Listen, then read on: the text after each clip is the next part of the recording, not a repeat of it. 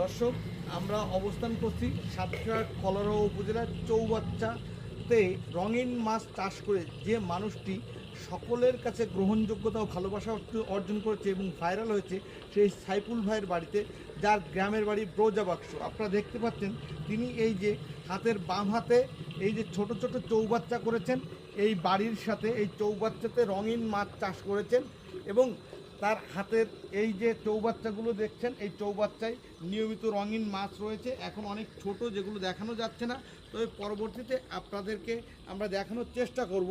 আমাদের কাছে সে ধরনের ফুটেজ রয়েছে। এই হাতের ডান পাশেও রয়েছে একই চৌবাচ্চা, আর ইনি কিন্তু এই রঙিন মাছ চাষ করে ভাগ্য বদল করেছেন।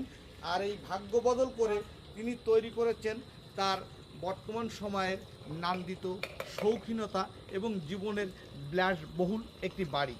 আর এই বিলাসবহুল বাড়ি নয়, তিনি কিন্তু সমাজের জন্য গুরুত্বপূর্ণ অবদান রাখছেন, তৈরি করছেন নতুন নতুন উদ্যোক্তা। তার দেখাদেখি কিন্তু অনেক মানুষই এখন রঙিন মাছ চাষ করে কিন্তু সফল উদ্যোক্তা হয়ে নিজেদেরকে স্বাবলম্বী হিসেবে গড়ে তুলছেন।